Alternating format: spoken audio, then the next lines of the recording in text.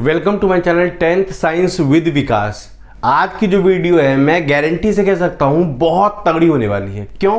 क्योंकि इस वाले वीडियो में मैं बहुत ज़्यादा वैल्यू प्रोवाइड कर रहा हूँ। क्या वैल्यू है? तो जितने भी टाइप के केमिकल इक्वेशन है केमिस्ट्री के चैप्टर 1 के अंदर, वो सारा मैं इस वाले वीडियो में कवर करने जा रहा हूँ, वो भी बहुत बढ़िया से। तो आप जो है एकदम वीडियो स्किप मत करिए। सारे टाइप के केमिकल इक्वेशन आपको इसी वीडियो में समझ में आने वाला है। तो देखिए, पहला वाला जो टाइप ऑफ केमिकल रिएक्शन है वो क्या होता है? कॉम्बिनेशन। क्या है वो? कॉम्बिनेशन। कॉम्बिनेशन का मतलब क्या हुआ कि दो चीजें कंबाइन हो रही है। आ रहा समझ में? यानी कि इसमें क्या होता है, ये ऐसा टाइप ऑफ केमिकल रिएक्शन है जिसके अंदर दो या उससे ज्यादा केमिकल सब्सटेंस रिएक्ट करके एक ही प्रोडक्ट बनाते हैं। आप ध्यान रखिएगा, इस वाले में क्या होता है, केवल एक ही प्रोडक्ट बनेगा। रिएक्टेंट जो है वो दो या उससे ज्यादा हो सकता है, लेकिन प्रोडक्ट जो है वो हमेशा क्या होगा? वन। तो आप कैसे इसको डिफाइन करेंगे? टू और more substances react together to form a single product. This type of chemical reaction is called combination reaction. आ रहा समझ में? तो आप इसका एग्जांपल क्या लिख सकते हैं? तो कोई भी लिख सकते हैं, जैसे C+O2 क्या हो जाएगा? CO2। यानी carbon burns in air to produce carbon dioxide. ध्यान से देखिए, इसमें जो रिएक्टेंट है वो दो है, लेकिन प्रोडक्ट क्या है? वन। तो यही इसके पहचानने का नियम है कि इसमें प्रोडक्ट जो है हमेशा क्या होगा? सिंगल। कितना प्रोडक्ट होगा? सिंगल। दूसरा टाइप ऑफ जो केमिकल रिएक्शन है वो है डीकॉम्पोजिशन। डीकॉम्पोजिशन, जैसा कि नाम से ही क्लियर है, इस वाले रिएक्शन में क्या होता है, एक जो सब्सटेंस है ना वो ब्रेक हो जाता है। क्या हो जाता है? ब्रेक, डिकम्पोज हो जाता है, ब्रेक डाउन हो जाता है। कितने सब्सटेंस में? तो टू और मोर सब्सटेंस में।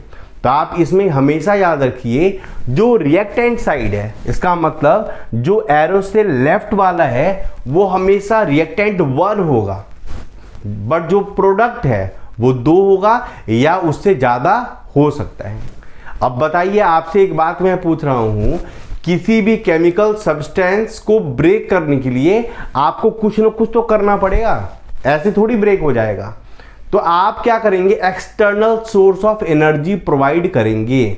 अगर किसी सब्सटेंस को अगर ब्रेक करना है तो आप क्या करेंगे? उसको या तो हीट कर सकते हैं, या फिर उसके अंदर इलेक्ट्रिसिटी पास कर सकते हैं, या फिर उसको आप सनलाइट में रख सकते हैं, तब भी वो सन से सोलर एनर्जी लेकर ब्रेक हो सकता है। यानी कि किसी भी सब्सटेंस को ब्रेक करने के लिए आपको external source of energy use करनी पड़ेगी। तो सोर्स ऑफ एनर्जी क्या क्या हो सकती है? यानी डिकम्पोजिशन रिएक्शन के अंदर भी तीन टाइप हो गया। क्या? अगर आपने हीट करा है सब्सटेंस को ब्रेक करने के लिए, तो इसको हम क्या कहते हैं? Thermal decomposition. Thermal decomposition. अगर आपने सब्सटेंस को ब्रेक करने के लिए हीट एनर्जी का यूज करा है, इसका मतलब क्या हुआ? आप सब्सटेंस को ब्रेक कर रहे हो हीट करके। तो इस टाइप के डिकम्पोजिशन रिएक्शन को हम क्या कहते हैं? Thermal decomposition reaction. आ रहा समझ में? इसका एग्जांपल क्या हो जाएगा? जैसे कैल्शियम कार्बोनेट है, जैसे आप कैल्शियम कार्बोनेट को हीट करोगे, जैसे आप लाइम स्टोन को हीट करोगे, इसी को हम लाइम स्टोन भी कहते हैं, तो ये क्या ब्रेक हो जाएगा? तो CaO प्लस CO2। ध्यान से देखिए, इसमें रिएक्टेंट कितने हैं? तो वन है। मैंने क्या बताया था आपको अभी तुरंत कि डिकम्पोजिशन रिएक्शन में जो रिएक्टेंट है वो कितने होंगे? वन। जो प्रोडक्ट है वो दो भी हो सकता है या उससे ज्यादा भी हो सकता है। इसलिए जो है ना, डिकम्पोजिशन रिएक्शन को आप कॉम्बिनेशन रिएक्शन का ऑपोजिट कह सकते हैं। क्यों कह सकते हैं? क्योंकि जो कॉम्बिनेशन रिएक्शन है उसमें एक प्रोडक्ट बनता है और डिकम्पोजिशन में एक रिएक्टेंट है। दोनों एक दूसरे का उल्टा हो गया ना, कि कॉम्बिनेशन रिएक्शन में एक प्रोडक्ट और इसमें जो डिकम्पोजिशन रिएक्शन में एक रिएक्टेंट है। इसमें सब्सटेंस कंबाइन हो रहा है कॉम्बिनेशन में और इसमें सब्सटेंस ब्रेक हो रहा है। तो दोनों एक दूसरे का क्या हो गया, अपोजिट। ये एनसीईआरटी का क्वेश्चन भी है कि why the decomposition reaction is said to be opposite of the combination reaction, क्योंकि एक में सब्सटेंस क्या हो रहा है, कंबाइन, तो कंबाइन का अपोजिट क्या होता है, ब्रेक। एक में कंबाइन हो रहा है, दूसरे में ब्रेक हो रहा है, इस कारण से कॉम्बिनेशन रिएक्शन को हम डिकम्पोजिशन रिएक्शन का अपोजिट कहते हैं, या फिर डिकम्पोजिशन रिएक्शन को हम कॉम्बिनेशन रिएक्शन का अपोजिट कहते हैं। आ रहा समझ में। अब दूसरा मैंने क्या बोला था, किसी भी सब्सटेंस को ब्रेक करने के लिए आपको एक्सटर्नल सोर्स ऑफ एनर्जी देनी पड़ेगी। एक्सटर्नल सोर्स ऑफ एनर्जी दूसरी क्या होती है, इलेक्ट्रिसिटी। आ रहा समझ में। तो डिकम्पोजिशन रिएक्शन को कैरी करने के लिए अगर आपने इलेक्ट्रिसिटी यूज करा, इस टाइप ऑफ केमिकल रिएक्शन को हम क्या बोलेंगे, इलेक्ट्रोलिटिक डिकम्पोजिशन या फिर इलेक्ट्रोलिसिस। यानी आपने सब्सटेंस को ब्रेक करने के लिए इलेक्ट्रिसिटी यूज करा है, इस कारण से इस तरह के डिकम्पोजिशन रिएक्शन को हम क्या कहते हैं, इलेक्ट्रोलिसिस या फिर इलेक्ट्रोलिटिक डिकम्पोजिशन। जैसे इसका एग्जाम्पल क्या हो जाएगा, देखिए मैं लिख देता हूं, इलेक्ट्रिसिटी अगर आपने दिया है तो क्या हो जाएगा, इलेक्ट्रोलिसिस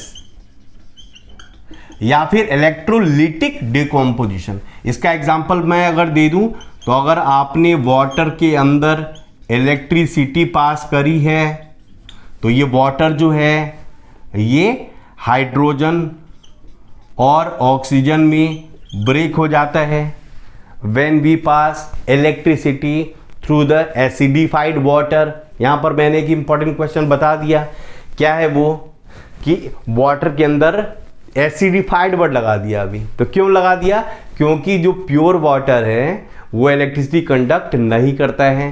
तो इलेक्ट्रिसिटी के कंडक्ट करने के लिए प्योर वाटर के अंदर एसिड डाल दिया जाता है ताकि इलेक्ट्रिसिटी इजीली पास हो। तो जब भी आप वाटर के अंदर इलेक्ट्रिसिटी पास करेंगे तो वाटर ब्रेक डाउन हो जाएगा दो गैस में। कौन कौन सी दो गैस है, तो हाइड्रोजन एंड ऑक्सीजन। आ रहा समझ में। अब देखिए थर्ड क्या है, आपने क्या करा, उसको सनलाइट के अंदर रख दिया, सनलाइट। तो अगर आपने डिकम्पोजिशन रिएक्शन कैरी करा है with the help of sunlight तो उसको हम क्या कहते हैं, फोटोलिसिस या फिर फोटोलिटिक डिकम्पोजिशन। तो मैं यहां पर फोटोलिसिस लिख देता हूं, फोटोलिसिस। तो देखिए सिल्वर क्लोराइड या सिल्वर ब्रोमाइड कुछ भी ले लें, दोनों का रिएक्शन एक तरह ही होता है। तो सिल्वर क्लोराइड को जब आप सनलाइट में रखेंगे तो क्या हो जाएगा, 2Ag + Cl2। तो जो सिल्वर क्लोराइड है ये सनलाइट के प्रेजेंस में ब्रेक होकर सिल्वर और क्लोरीन में कन्वर्ट हो जाता है। तो ये क्या है, ए फोटोलिसिस का एग्जांपल। आप पेज नंबर 16 एनसीईआरटी का आप टर्न करेंगे और सबसे पहला जो क्वेश्चन है ना उसी का ये आंसर है। वहां पर क्या बोला गया है कि डिकम्पोजिशन रिएक्शन का आप इक्वेशन लिखिए जहां पर आपने यूज करा है हीट, लाइट और इलेक्ट्रिसिटी। अगर उसके आंसर में ये तीन इक्वेशन अगर आप लिख देंगे तो आपका आंसर कंप्लीट हो जाएगा। आ रहा समझ में। अब देखिए जो थर्ड है वो क्या है हमारा, डिस्प्लेसमेंट रिएक्शन। डिस्प्लेसमेंट रिएक्शन जैसा कि नाम से ही क्लियर है, डिस्प्लेस कर रहा है। डिस्प्लेस कौन करेगा, आ रहा समझ में। देखिए जमींदारी प्रथा पहले होती थी तो वहां पर क्या होता था, जो जमींदार होते थे ना जिनमें ज्यादा पावर होता था, वो जो नीचे तबके के लोग होते थे जो उतने पावरफुल नहीं होते थे उनको जाकर वो हटा देते थे। ये आज़ादी से बहुत पहले की बात बता रहा हूँ, आ रहा समझ में। तो जो पावरफुल हैं वो कम पावर वाले को क्या करते हैं, हटा देते हैं, डिस्प्लेस कर रहे हैं। तो सेम वैसा ही यहाँ पर कुछ होता है। इसमें क्या होता है, जो मोर रिएक्टिव एलिमेंट है, जो मोर रिएक्टिव एलिमेंट है वो लेस रिएक्टिव एलिमेंट को उसके कंपाउंड से हटा देता है। आ रहा समझ में। जैसे इसका अगर नॉर्मल देखिए कि ए जो है इसका रिएक्शन मैं करा रहा हूं BC से, ये कोई एलिमेंट है और ये जो एलिमेंट ए जो है वो ज्यादा रिएक्टिव है B से, तो ए क्या करेगा ना, B को यहां से हटा देगा और क्या बनाएगा, तो AC कंपाउंड बन गया प्लस B। इसको अगर मैं एक इक्वेशन से समझाने की कोशिश करूं तो आयरन नेल को जब आप कॉपर सल्फेट के अंदर डालते हैं तो आपको पता होगा कि आयरन जो है वो ज़्यादा रिएक्टिव है कॉपर से, तो जो आयरन है ना वो कॉपर को यहाँ से हटा देगा, तो क्या बना देगा फिर FeSO4 प्लस Cu।